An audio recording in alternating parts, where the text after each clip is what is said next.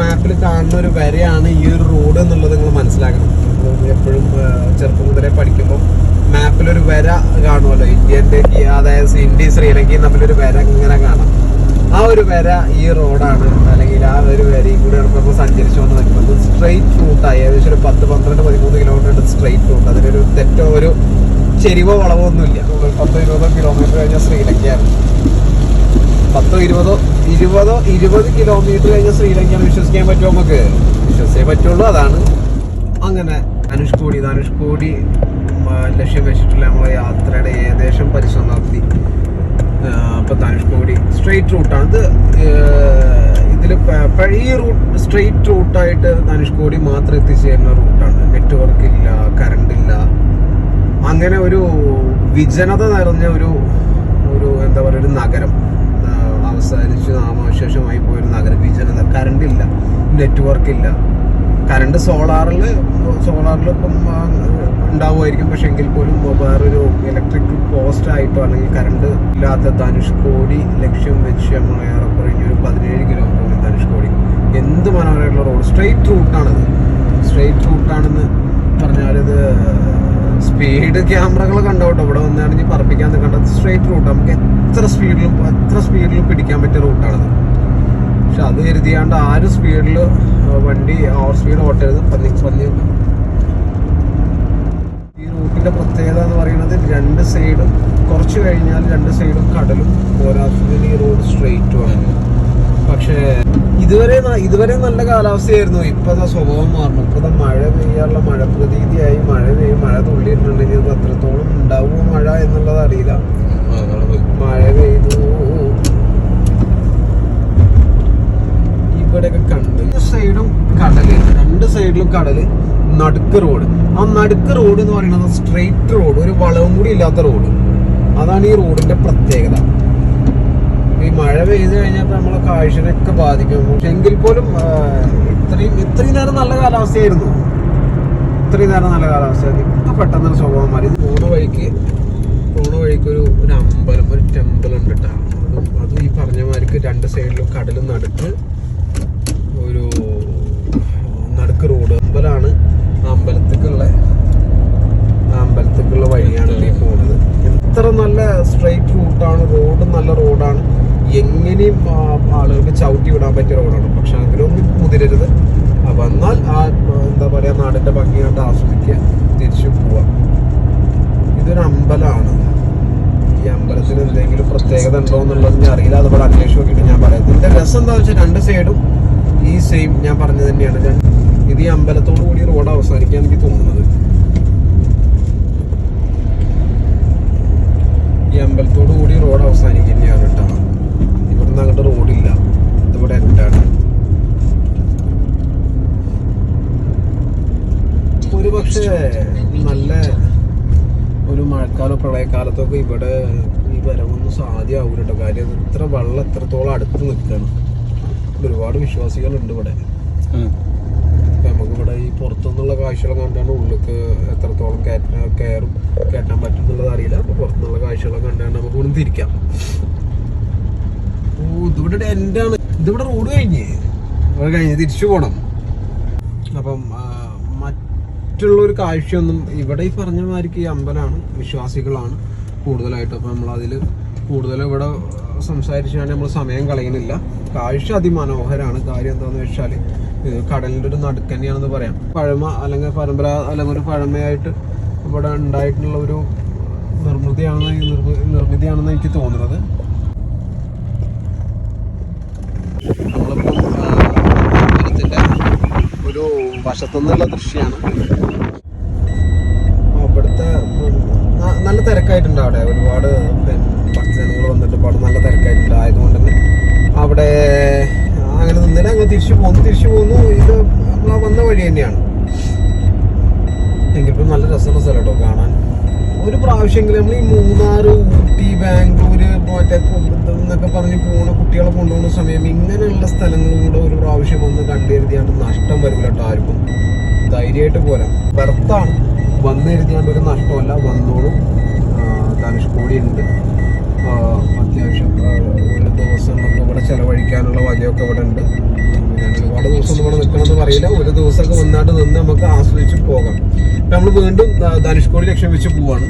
നമ്മൾ അതിൻ്റെ അടിയിൽ ഒന്ന് ഡൈവേർട്ട് ചെയ്ത അമ്പലം ഒന്ന് കാണാൻ ഒരു ക്ഷേത്രം അവിടെ അങ്ങനെ ഒരു അങ്ങനെ ഇതിൻ്റെ നടുക്കായിട്ട് കടലിൻ്റെ നടുക്കായിട്ട് കണ്ടപ്പോൾ ഒന്ന് ഡൈവേർട്ട് ചെയ്ത് പോയതാണ്. തിരിച്ച് നമ്മൾ വീണ്ടും ധനുഷ്കോടി വെച്ച് ഇതുവരെ ഞങ്ങൾ ആകെ 1-2 മണിക്കൂർ ഉറങ്ങിയിട്ടുള്ളൂ. ഞാനും എൻ്റെ ഫ്രണ്ടുമാണ് ഉള്ളത് ഈ ഇന്നത്തെ യാത്രയിൽ.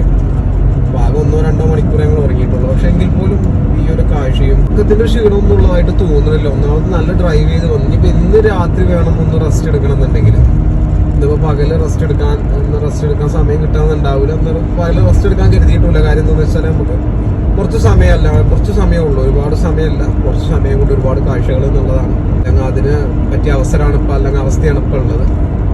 എന്നതുകൊണ്ട് തന്നെ ഇന്നിപ്പം റെസ്റ്റ് ഇല്ലാതെ തന്നെ ഞങ്ങൾക്ക് പ്രത്യേകിച്ച് പ്രശ്നമൊന്നുമില്ല. കാരണം അത്രയും രസമുണ്ട്.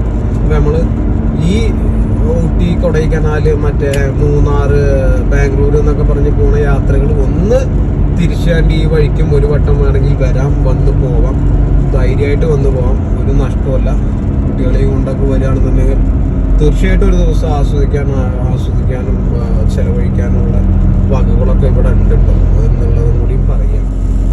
നമ്മള് സാധാരണ മാപ്പിലൊക്കെ കാണുന്ന ഒരു വര, ആ വരയാണ് ഈ റോഡ് എന്നുള്ളത് നിങ്ങൾ ആലോചിക്കണം. കാരണം ഏതാനും കിലോമീറ്റർ മാത്രം സഞ്ചരിച്ചാൽ എത്താൻ പറ്റുന്ന സ്ഥലമാണ് ശ്രീലങ്ക. പക്ഷേ നിയമ തടസ്സങ്ങളുള്ളത് കൊണ്ട് അത് അത്രത്തിലുള്ള സാധ്യമല്ല. എങ്കിൽ പോലും പിന്നെ ഇവിടെ ഒരുപാട് നിയന്ത്രണങ്ങളൊക്കെ ഉണ്ടോ. കാര്യം ഒരു കോസ്റ്റൽ ഏരിയ ആയതുകൊണ്ട് ഒരുപാട് നിയന്ത്രണങ്ങളുണ്ട്. നമ്മളങ്ങനെ ഈ പറഞ്ഞ പോലെ തോന്നിയതുമാർക്കെല്ലാം ചെയ്യാൻ പറ്റുന്ന സ്ഥലമൊന്നും അല്ലത്. കുറച്ച് കരുതി കണ്ടൊക്കെ പ്രവർത്തിക്കേണ്ടതായിട്ടുള്ള സ്ഥലമാണ്. പക്ഷെ ഇവിടെ ഒരുപാട് തട്ടുകട പോലത്തെ ഒരുപാട് ഭക്ഷണ സ്ഥലങ്ങളുണ്ട് കേട്ടോ. അതും കയറി നമ്മൾ നോക്കുന്നുണ്ട് എന്തൊക്കെയാണ് അവിടെ കിട്ടുക, അല്ലെങ്കിൽ എന്തൊക്കെയാണ് നമുക്ക് കഴിക്കാൻ കിട്ടുക എന്നുള്ളത്. പക്ഷെ അത് ഈ മഴയ്ക്കൊന്നൊരു കുറവ് കേട്ടോ, നല്ല മഴ പെയ്യുന്നുണ്ട്. ഇത് ഏകദേശം അവസാനിക്കാനായിപ്പോ. ആ സഞ്ചാരപാത ഏകദേശം അവസാനിക്കാനായി, ആ വര ഏകദേശം അവസാനിക്കാനായി. പിന്നിപ്പോൾ അത് കഴിഞ്ഞിട്ട് പിന്നെ ഇവിടുന്ന് എത്രയോ വളരെ തുച്ഛമായ കിലോമീറ്റർ ഉള്ളൂ. 10-20 കിലോമീറ്റർ കഴിഞ്ഞാൽ ശ്രീലങ്കയാണ്. 10-20 കിലോമീറ്റർ കഴിഞ്ഞാൽ ശ്രീലങ്കയാണ്. വിശ്വസിക്കാൻ പറ്റുമോ? നമുക്ക് വിശ്വസിച്ചേ പറ്റുള്ളൂ. അതാണ് നമുക്ക് എത്ര ദൂരമാണെങ്കിലും ഇതിൽ മടുപ്പില്ലാതെ സഞ്ചരിക്കാം.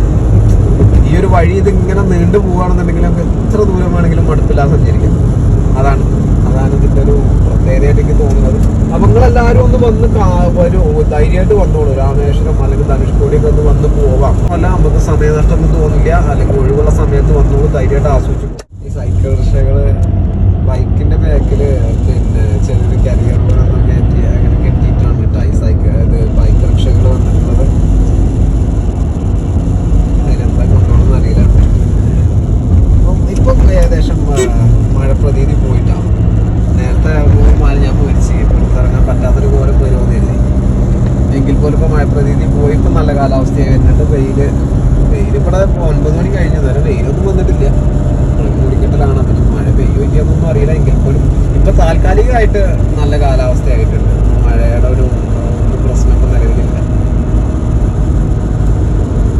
റോഡ് ഏകദേശം അവസാനിക്കാനായി തുടങ്ങി. റോഡ് ഏകദേശം ഇനി ഇവിടെ ഒരുപാട് സൈഡിൽ കൂടെ ഒരുപാട് തട്ടുകടകൾ പോലെ ചെറിയ ഭക്ഷണ സംവിധാനങ്ങളുണ്ട്. അവിടെ എന്തൊക്കെ ഭക്ഷണമാണ് ഉള്ളത് എന്നുള്ളത് കയറി നമ്മൾ ചോദിക്കാൻ വേണം. അതിപ്പോൾ ഏതായാലും ഇതാണ് പഴയ റെയിൽവേ സ്റ്റേഷനാണത്. ധനുഷ്കോടി, അതായത് പൊളിഞ്ഞു പോയ റെയിൽവേ സ്റ്റേഷനാണത്. അതിൻ്റെ അവശേഷിപ്പുകളൊക്കെ വേറെ ഉണ്ട്. അത് നമുക്ക് ഓരോന്നായിട്ട് പോയി കാണാം. റോഡ് അവസാനിച്ച് ചെറിയ സ്ഥാപനങ്ങളും കാര്യങ്ങളും ഒക്കെ തുറക്കാനുള്ളതാണെന്നുള്ളത് അറിയില്ല. ഏകദേശം റോഡ് അവസാനിച്ച് ഇവിടെ പുതിയ നിർമ്മിതികൾ കെട്ടുന്നുണ്ട് കേട്ടോ. പുതിയത് കെട്ടുന്നുണ്ട്, പഴയത് ബാക്കി ഇവിടെ പുതിയതായിട്ടൊന്നും കെട്ടിയതായിട്ട് അറിവില്ലായിരുന്നു. അപ്പോൾ ഇതിപ്പോൾ പുതിയതൊരു അമ്പലമൊക്കെ ക്ഷേത്രമൊക്കെ കെട്ടാൻ നിൽക്കുന്നുണ്ട് അവിടെ. പിന്നെ ഏകദേശം ഇതിൻ്റെ അവസാനമായി. ഈ ഒരു റോഡ് കൂടെ അവസാനിക്കുകയാണ്.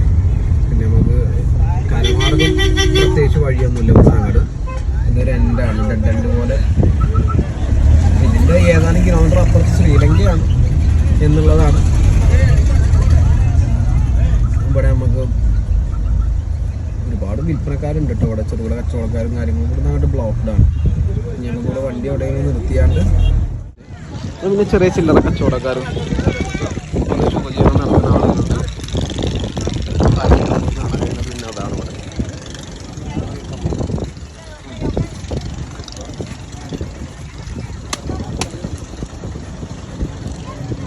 ചെറിയ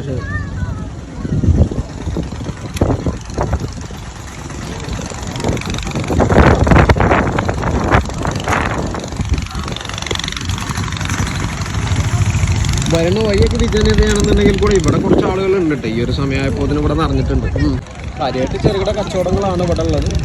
അത് ഉപജീവനം കട്ട് ചെയ്ത് ഉള്ള സ്റ്റാൾ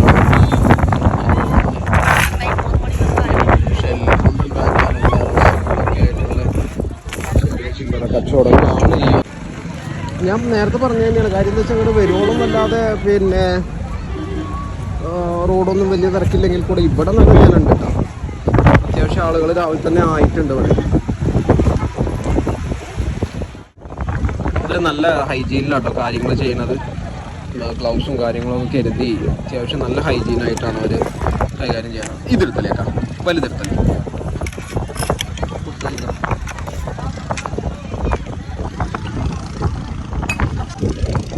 ചില്ലറായപ്പോ അതാ കെട്ടി കിടച്ച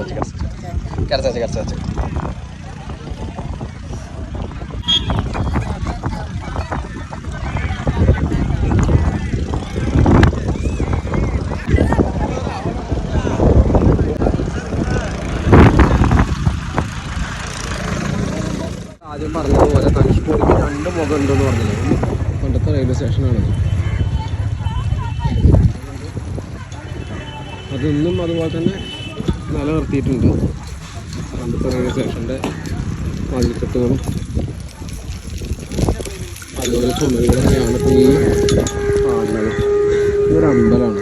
ഇതിൻ്റെ ഒപ്പം തന്നെ കഴിഞ്ഞൊരു അമ്പലമാണ് ഈ ഇതൊക്കെ. പക്ഷേ ഇതൊക്കെ ഒരു അങ്ങനെ പഴയ നിർമ്മിതിയൊന്നുമല്ല. ഇതൊക്കെ അന്ന് എന്തെങ്കിലും ഒരു കല്ലോ കട്ടെന്തെങ്കിലും ബാക്കി ഉണ്ടാവും. അതിമൊന്ന് പുനർനിർമ്മിച്ചതാണ്. അല്ലാതെ അത് പഴയത് അവിടെ ഉണ്ടായിരുന്നല്ല.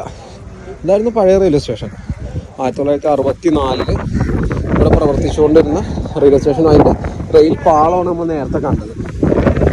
റെയിൽ പാളാണ് നമ്മൾ നേരത്തെ കണ്ടത്. ഇന്നിപ്പോൾ ഇത് മാത്രമൊക്കെ തന്നെ ബാക്കിയുള്ളൂ. ഞാൻ പറഞ്ഞു 2 മുഖം ഉണ്ട് ധനുഷ്കോടിക്ക്.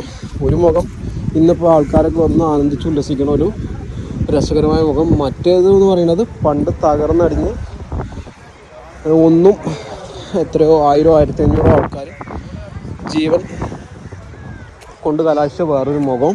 ആ 2 മുഖം അന്നത്തെ റെയിൽ പാളമാണ് കേട്ടോ. അത് ഈ റെയിൽ പാളാണ് ഞാൻ നേരത്തെ അവിടെ കാണിച്ചതിൻ്റെ ബാക്കി തന്നെയാണത്.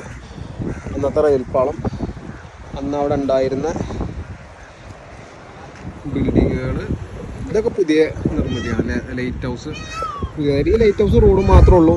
സർക്കാർ ഇവിടെ കൊടുന്നു എന്ന് പറയാൻ ഒരു 4-5 വർഷം കൊണ്ട് കൊടുത്തിട്ടുള്ളത്. 1964 കഴിഞ്ഞിട്ട് ഈ ഒരു 5 വർഷത്തിൻ്റെ ഇടയിലാണ് അത്.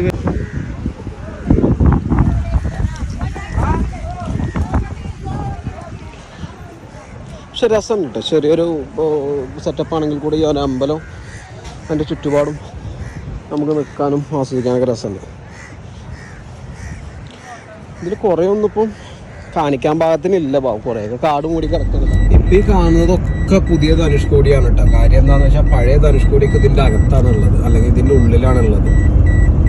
പിന്നെ പോരാത്തതിന് ഗവൺമെൻറ് പറയത്തക്കതായിട്ടുള്ള ഒരു വികസനമൊന്നും ഇവിടെ കൊണ്ടുവരുന്നതായിട്ട് നാട്ടുകാർ പറഞ്ഞില്ല കേട്ടോ. ഞാൻ ചോദിച്ചപ്പോൾ കാരണം അവർ ആകെ കൊടുത്തിട്ടുള്ളത് ഈ റോഡാണ്. മറിച്ച് അവർക്ക് പ്രാഥമികമായിട്ട് വേണ്ട കറണ്ടോ അല്ലെങ്കിൽ ഒരു നെറ്റ്വർക്കിൻ്റെ ഇതോ ഒന്നും ഗവൺമെൻറ് ഇതുവരെ ചെയ്തിട്ടില്ല.